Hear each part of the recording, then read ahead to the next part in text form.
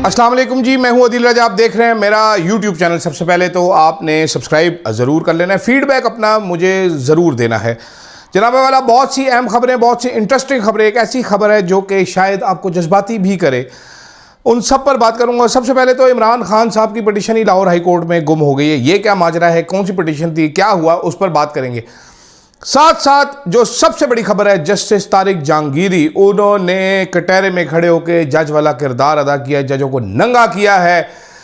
उस पर क्या हुआ है, उस पर बात करेंगे। फिर साथ साथ madam CM, madam Maryam Nawaz, मेरी favourite chief minister, the best in the world of the rest, ने कल खाली कुर्सियों से खिताब छिका है।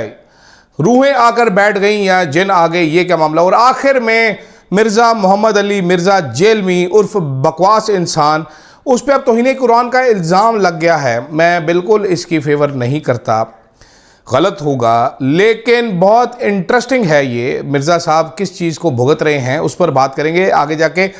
शुरू करते हैं। सबसे पहले वैसे तो बात होनी चाहिए तारिक जहांगीरी साहब की, लेकिन हम ज़रा इमरान खान की पिटीशन की बात करते हैं। इमरान खान के ऊपर अब कहा जा रहा है कि GHQ जो केस है उसकी समाअत होनी है वीडियो लिंक के ऊपर। मैं आपको पहले बता चुका हूं, वीडियो लिंक का बाइकआउट करना चाह रहे हैं। उस हुक्मनामे को चैलेंज किया था, ये लाहौर हाई पंजाब गवर्नमेंट की जानिब से था। लाहौर हाई कोर्ट में चैलेंज होना था, सलमान रकम राजा साहब ने चैलेंज किया था ये। वहाँ पर लाहौर हाई कोर्ट में, जिसको अदालत उज़्मा कहा जाता है, उस उज़्मा की जो सरबराह हैं वो हैं आलिया, यानी कि जस्टिस आलिया नीलम। वो आलिया भी हैं और वो नीलम भी हैं, तो उनके हीरों जैसे ही फैसले आते हैं। तो उनकी अदालत से पिटीशन गवाच गई है इमरान खान साहब की, तो वो पिटीशन समाअत के लिए मुकर्रर नहीं हो सकती। दूसरी जानिब ट्रायल चल रहा है, इधर पिटीशन गवाची हुई है। ये होता है नाजरीन रेडीमेड फिट किस्म का इंसाफ। सलमान रकम राजा साहब ने ट्वीट करके आगाह किया कि जनाब हमारे जो इमरान खान की पिटीशन गवाच गई है। सवाल ये पैदा होता है कि इतने बड़े सूबे का हाई कोर्ट है लाहौर हाई कोर्ट, अगर वो एक पटिशनर की पिटीशन नहीं संभाल के रख सके, लोगों को ठुठो इंसाफ देंगे, किस तरह का वेला किस्म का ये रजिस्ट्रार है, क्या इन लोगों की कोई अकाउंटेबिलिटी नहीं होनी, जिस तरह की मर्जी हरकतें करें, इंसाफ को रोकने के लिए हर किस्म की चवल मारें, इंसाफ का मजाक उड़ाएं, अदलिया के इदारे की एक एक ईंट निकाल कर ये लोग फेंकते चले जाएं पागलों की तरह। इस टाइम जो इस मुल्क में पागलपन चल रहा है वो एक आदमी को रोकने के लिए है, जिसका नाम है इमरान खान, और वो आदमी इनसे रुक नहीं पा रहा। इमरान खान ने इनका बेड़ा गर्क किया हुआ है। कल इमरान खान ने अपने ट्विटर अकाउंट का भी जनाब पूरा जवाब दिया। कल सहाफ़ियों ने उनसे सवाल किया, सर कि आपका ट्विटर अकाउंट कौन चला रहा है, आपका ट्विटर अकाउंट रियासत के खिलाफ बयानियाँ बना रहा है, अल्फाज बड़े सख्त होते हैं। अच्छा, रियासत के खिलाफ कोई बात नहीं होती, उसमें आर्मी चीफ के खिलाफ बात होती है। आर्मी चीफ रियासत नहीं होता मेरे ख्याल में, लेकिन हो सकता है मैं गलत हूँ, हो सकता है हमने बचपन से गलत चीज़ें पढ़ी, हो सकता है आर्मी चीफ ही रियासत हो, हमें क्या पता। हम तो बुद्धू हैं, हम तो बेवकूफ़ हैं, इसलिए हमारे बाल छोटे हैं। अगर हम अकलमंद होते हमारे बाल लंबे होते। तो जनाब सहाफ़ियों ने जब ये पूछा कि आपका ट्विटर कौन चला रहा है, तो इमरान खान साहब ने सहाफ़ियों के सवाल पर कहा, उन्होंने कहा जी मैं जो पैगाम भेजता हूँ वही पैगाम मेरे अकाउंट से जारी होता है। ये अली मोहम्मद खान साहब मेरे दोस्त, उनके लिए मैं कोई आसिम मुनीर का ग़ुलाम हूँ, मैं एक आज़ाद इंसान हूँ, मेरा जो दिल करेगा मैं वो बोलूँगा। अब मेरा ये पैगाम चला देना। फिर उन्होंने ये भी कहा, हिम्मत है तुम्हारे में, चला सकोगे मेरा पैगाम। तो रावी बताता है कि वहाँ पर उस रिपोर्टर की पों फट गई और इसीलिए बयान किसी टीवी चैनल पर नहीं चला, आपने किसी जगह पर नहीं देखा।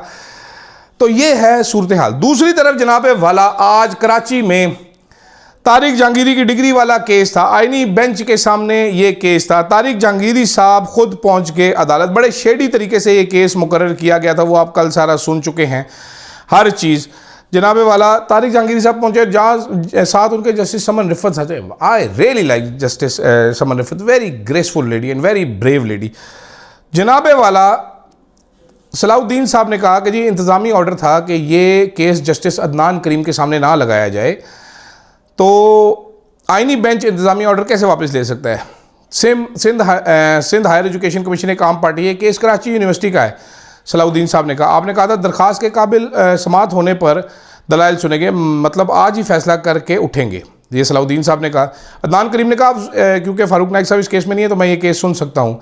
सलाउद्दीन साहब ने कहा जिस तरह ये केस यहाँ पर लगाया गया है उससे बहुत सारे संजीदा खदशात पैदा होते हैं। ठीक है, खैर जनाब वाला जस्टिस तारिक महमूद जहांगीरी अदालत में मौजूद थे। खचा खच कमरा अदालत भरा हुआ था, जिस पर कराची यूनिवर्सिटी के वकील ने एतराज़ किया कि इनको ना बोलने दिया जाए, जिस पर पूरी अदालत में शेम शेम के नारे लगे। जस्टिस जनाब फैसल सिद्दीकी जो एडवोकेट हैं इस्लामाबाद हाई कोर्ट बार के, उन्होंने कहा जी आईनी बेंच ये केस नहीं सुन सकता। जस्टिस अदनान करीम ने कहा नहीं, आईनी बेंच तमाम किस्म के केसेस सुन सकता है। जस्टिस तारिक महमूद जहांगीरी इस दौरान बार बार बोलने की इजाज़त लेने की कोशिश करते रहे, ठीक है, और उन्होंने कहा कि जी मुझे इस केस में फ़रीक बनने का मौका दिया जाए। दुनिया में कहीं ऐसा नहीं होता कि जज मुल्जिम बन के कटहरे में खड़ा है। उन्होंने कहा जी मैंने अपने हलफ की पासदारी की है। उन्होंने कहा, और इस बात पे पूरी कमरा अदालत में तालियां बजाई गई। उन्होंने कहा जी मैं अल्लाह और उसके नबी सल्लल्लाहु अलैहि वसल्लम की कसम खाकर कहता हूँ हलफ की पासदारी की है। मैं कसम खाकर कहता हूँ मेरी डिग्री असली है, मैंने तमाम इम्तहान दिए हैं, मैं इस केस में मुतासरा फरीक हूँ। ये कहना था जस्टिस तारिक महमूद जहांगीरी का, ठीक है। अदनान करीम साहब ने कहा हम इंसाफ की कुर्सी पे बैठे ना इंसाफ़ी नहीं कर सकते। जस्टिस तारिक महमूद जहांगीरी ने आगे कहा मैंने टाउटी नहीं की है, ये दोबारा सुनिएगा, मैंने टाउटी नहीं की है, किसी सेक्टर कमांडर के कहने पर फैसले नहीं किए, मुझे फरीक बनाकर मेरा मौकिल सुन लें। उन्होंने इनकार किया। जस्टिस तारिक महमूदी साहब हट गए, तमाम वकला बाहर चले गए। इन्होंने दरखास्तें इनकी अदम पैरवी पर खारिज कर दी। ये हुई बेशर्मी एक फेलो जज के साथ। कराची के आईनी बेंच ने के आगा जो थे, जो पीपल्स पार्टी के, अदनान करीम जो पीपल्स पार्टी के सारे ये लोग हैं, इन्होंने की है। लेकिन जस्टिस तारिक जहांगीरी का एक जुमला इस निज़ाम, साथी जजेस सबको नंगा कर गया कि मैंने टाउटी नहीं की है, किसी सेक्टर कमांडर के कहने पर फैसले नहीं दिए। नज़र आता है ये कि जस्टिस तारिक जहांगीरी साहब लड़ेंगे, इनको हटा दिया जाएगा, इनके खिलाफ फैसला दिया जाए, जो कि अब जाहिर है या अफरीदी इसमें एक मोहरा है, अमीनुद्दीन मोहरा है, जमाल मधुखेल साहब, माजरत मधुखेल साहब please do not mind, you and Qazi Faisa the likes of you are the reason के बलूचिस्तान पसमानदा सूबा तरक्की नहीं करता। समझ रहे हैं आप? मुसर्रत हिलाली साहिबा और हाशिम डोगर साहिबा ये रीज़न है कि के पसमानदा सूबा है, यहाँ से जो जज निकल के टॉप ब्रेन्स आते हैं वो ऐसे हैं, तो बाकी लोगों का क्या हाल होगा? सोचिए ज़रा आप। और आप लोग आके यहाँ पर आप टाउटी करते हैं जैसे जहांगीरी साहब कह रहे हैं। अब एक ज़माना होता था, मैं आपको बड़ी इंटरेस्टिंग चीज़ बताऊँ, एक ज़माना होता था कोई सहाफ़ी टाउटी करता था, कोई जज टाउटी करता था, कोई वकील टाउटी करता था, वो करते हैं, बड़ा जर्नलिस्ट होता था, लोग डरते थे यार ये एजेंसियों का आदमी है, ज़रा बच के। आजकल जितना पता चलता है टाउट है, लोग मुंह पे बेइज्जत करते हैं, फिटे मुंह ऐसे कि टाउटों को गशी के दौरे पड़ना शुरू कर दिया। एक टाउट कहता है वो कुत्ते हैं, वो है, कुत्ता बना के रख दिया इन लोगों को अवाम ने, ठीक है। इतना इनको नापसंद किया जाता है, आप खुद अंदाज़ा लगा लें कि हालात क्या हो रहे हैं। लेकिन जो देखने वाले हैं, जो रिपोर्टर्स हैं, वो कह रहे हैं कि जी ये मनाजिर कभी कराची सिंध हाई कोर्ट में हमने कभी नहीं देखे, जो मनाजिर आज थे ऐसे मनाजिर आज से पहले देखे नहीं गए।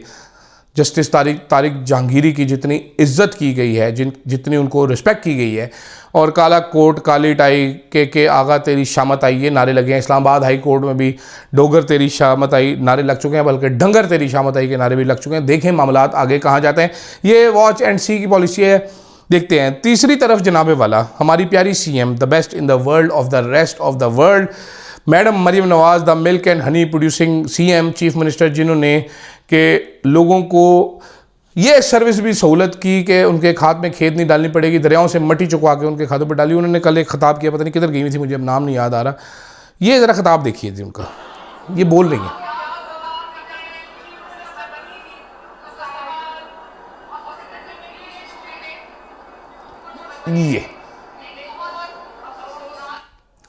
ये दोबारा देखें, बोल रही हैं।